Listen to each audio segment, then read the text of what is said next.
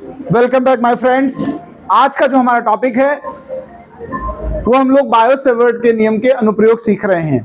पहला अनुप्रयोग करा चुका हूं, दूसरा हम लोग करने वाले हैं जिसका नाम है धारावाही वृत्ताकार लूप के केंद्र पर चुंबकीय क्षेत्र। अगर आप नोट्स बना रहे हैं तो हेडिंग डालिएगा। हेडिंग कुछ इस तरीके से पड़ेगी, धारावाही वृत्ताकार लूप के केंद्र पर चुंबकीय क्षेत्र की तीव्रता, यानी बी का मान निकालने वाले हैं।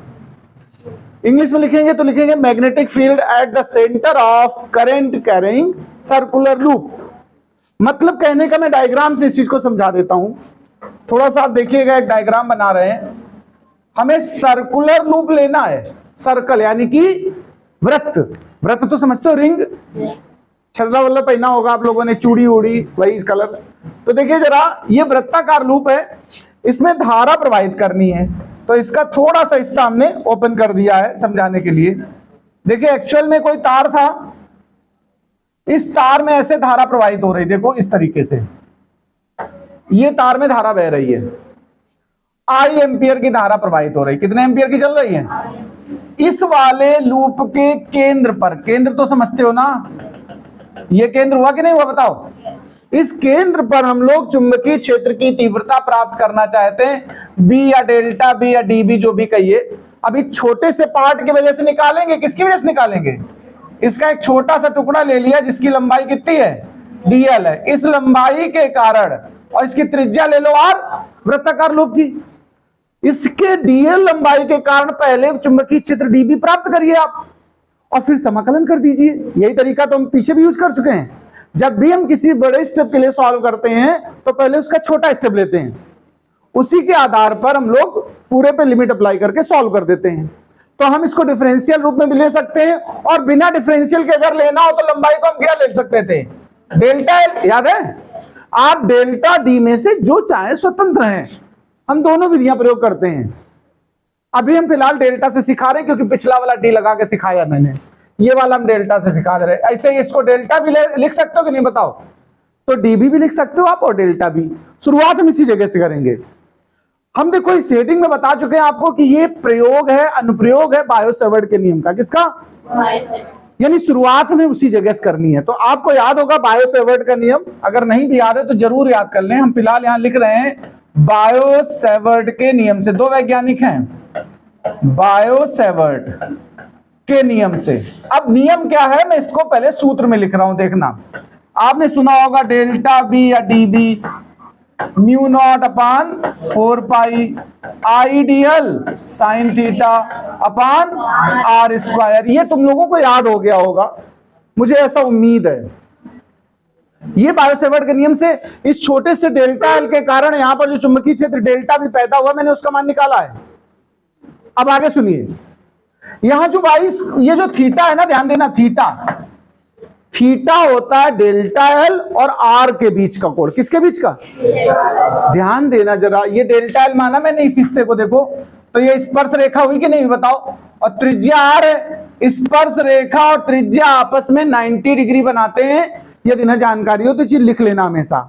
अगर कभी वृत्त पे एक स्पर्श रेखा बनाओ और त्रिज्या से जोड़ दो तो कितना कोण बनता है? 90 डिग्री। यहां पर थीटा का मान यानी कि 90 अंश है।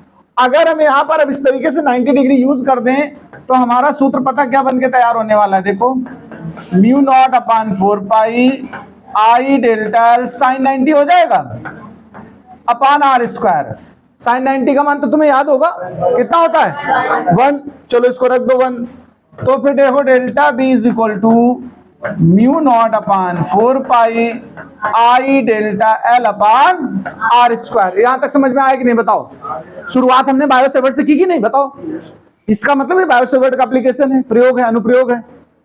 अब इसमें हम लोग पूरी रिंग की वजह से निकालना चाहते हैं, संपूर्ण रिंग के कारण। तो अब यहां पर लिखेंगे संपूर्ण वलय। रिंग को हिंदी में क्या कहते हैं? वलय। संपूर्ण वलय के कारण तीव्रता।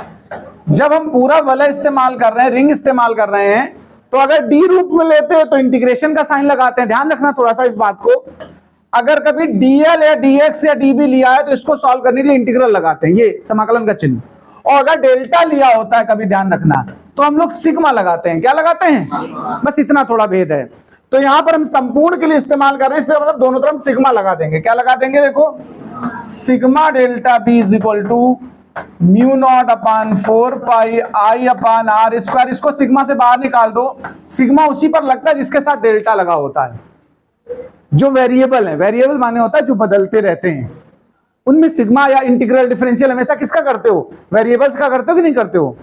तो यहां पर डेल्टा एल का सिग्मा लगाया। वेरिएबल माने होता है, वेरिएबल मतलब चर, चर राशियां माने जो समय के साथ किसी और परिस्थिति के साथ बदले।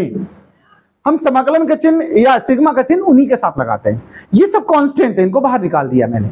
डेल्टा बी या डीबी का समाकलन बी होता है, वैसे इसका भी मान बी हो जाएगा। इस तरफ ध्यान देना, यही मेन मुद्दा। आरएचएस एलएचएस में कोई ज्यादा समस्या नहीं आपको होगी। डेल्टा एल का मतलब होता है जितने टुकड़े, डेल्टा को बोलते हैं बीज गणितीय योग। क्या बोलते हैं? और ये जो सिग्मा का चिन्ह लगाया इसको हम लोग बोलते हैं क्या है? बीज गणितीय योग। क्या बोलते हैं? हाँ, बीज गणितीय योग। बीज गणित के तरीके से योग, यानी प्लस माइनस करते हुए सॉल्व करते हैं, ये बीज गणितीय योग होता है। अच्छा, इस रिंग में अगर हम डेल्टा एल की बात करें, देखो ध्यान देना, ये वाला डेल्टा एल इतना लंबा था कि नहीं? इसके बगल में अगर एक और लंबाई का अवयव बनाओ तो ये बनेगा डेल्टा एल की नहीं? बताओ, मैं अलग अलग कलर से बना के दिखा रहा हूं। एक और डेल्टा एल हो गया, देखो ये सब डेल्टा एल लंबाई वाले उठा रहा हूं मैं। एक ये डेल्टा एल ले लो, यहां से यहां तक का, ये भी डेल्टा एल हो जाएगा, नहीं हो जाएगा? बताओ। एक और डेल्टा एल हम उठा ले रहे हैं, ये भी एक डेल्टा एल। ऐसे तमाम डेल्टा एल अगर जोड़ दिए जाएं तो क्या तैयार होगा? बताओ, क्या तैयार हो जाएगा? बताओ, बोलो। Delta L delta L delta L जोड़ते चले, पूरी रिंग हो जाएगी नहीं? रिंग की परिधि तैयार होगी कि नहीं? बताओ। और रिंग की परिधि क्या होती है? 2 पाई आर। पढ़ा कि नहीं पढ़ा? वलय की परिधि, वृत्त की परिधि सुना होगा आपने। परिधि को हम बोलते हैं सरकमफ्रेंस। तो डेल्टा एल अगर हम जोड़ते चले जाएं तो ये मान हो जाएगा 2 पाई आर। आप एग्री हैं इस बात से? मैं यहां साइड में लिख दे रहा हूं, डेल्टा एल बराबर हो गया 2 पाई आर, जो सिग्मा लगा दिया। तो अब यहां से एक आर कैंसिल, एक पाई कैंसिल, एक 2 कैंसिल। देखो ध्यान से देखो, पाई से पाई कैंसिल कर दो, 2 एकम 2, 2 दूना 4, एक आर कैंसिल कर दो। ऊपर म्यू नॉट आई बचा, नीचे 2 बचा और आर बचा। देखो केवल 2 ही चीजें बची, ध्यान से देखो। और आखिरी मात्रक लिखते हो कि नहीं लिखते हो? बताओ। टेस्ला, ये निकला है सिंगल रिंग अगर है तो, एक वलय है तो। मान लो बहुत सी रिंग ऐसे लपेट के रख दी जाए एक जगह, मान लो कोई 14 चूड़ियां पहने हैं तो 14 रिंग हो गई कि नहीं हो गई? ये सिंगल वाले के लिए निकाला है। अब हम कहें यदि n वलय हूं, n लूप हूं, कितने लूप? n लूप हूं, तो इसमें n से गुणा हो जाएगा बस। तो सूत्र क्या बना? Mu not an I upon 2r Tesla. क्या ये बात समझ में आई कि नहीं आई? बताओ। यहां एक बात गौर से देखना, जो ये सूत्र आया है, क्या ऐसा ही एक सूत्र हमने पीछे पढ़ा है?